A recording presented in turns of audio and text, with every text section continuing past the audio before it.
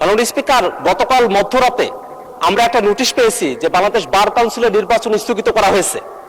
সেই স্থগিতকরণের কারণ হিসেবে বলা হয়েছে যে দেশে তীব্র জ্বালানি সংকট, এই কারণে বার কাউন্সিলের নির্বাচন স্থগিত করা হলো। দি বাংলাদেশ লিগ্যাল প্র্যাকটিশনার্স এবং বার কাউন্সিল অর্ডারের বিধান অনুযায়ী 3 বছর অন্তর অন্তর নির্বাচন হওয়ার কথা। যদি নির্বাচন করার মতো পরিবেশ না থাকে, অর্থাৎ প্যান্ডেমিক হয় বা অ্যাক্ট অফ গডের মতো কোনো ধরনের দুর্যোগ ঘটে, সেই সময়টাতে 1 বছরের জন্য একটা অ্যাডহক কমিটির বিধান করোনার সময়টাতে করা হয়েছিল। কিন্তু অন্তর্বর্তীকালীন সরকার গঠন করার পরে সেই জায়গাটাতে কোনো অ্যাক্ট অফ গড বা প্যান্ডেমিক না থাকা সত্ত্বেও নির্বাচন না দিয়ে তখন একটা অ্যাডহক কমিটি করা হয়। সেই অ্যাডহক কমিটিতে এখনো পর্যন্ত চলমান রয়েছে।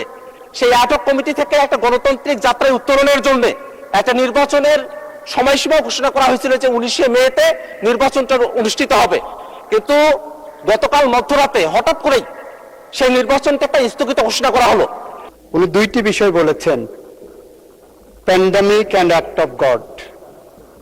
যেটা আনেননি সেটা হলো for any other reasonable cause, আইনের মধ্যে আছে, ওই পার্টটা উনি আনেননি। যতটুকু ওই একটা কবিতায় পড়েছিলাম, তুমি সব বুঝো মানি, যতটুকু বুঝো না ততটুকুই আমি।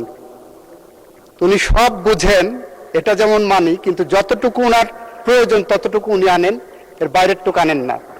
অবশ্যই সংসদের, অবশ্যই নির্বাচনে যাওয়ার জন্যই এই 8 সপ্তাহ বা 7 সপ্তাহ 8 সপ্তাহ সরকার দায়িত্ব গ্রহণের পরে, গত 18 মাসে যখন নির্বাচন হয়নি, আমরা দায়িত্ব গ্রহণ করার পরেই বার কাউন্সিলের নির্বাচন উদ্যোগ গ্রহণ করেছি। এবং সেই ব্যাপারে বার কাউন্সিল একটি স্বায়ত্তশাসিত প্রতিষ্ঠান, আপনি জানেন, তারা স্বকীয়ভাবে স্বাধীনভাবে সিদ্ধান্ত নেন। মাননীয় স্পিকার, বার কাউন্সিলের উনি যে কথাটা বললেন জ্বালানি মন্ত্রণালয়কে টেনে এনে শুধুমাত্র একটা কারণে, সেই প্রেস রিলিজ আমিও পড়েছি, আমার নোটিশও এসেছে।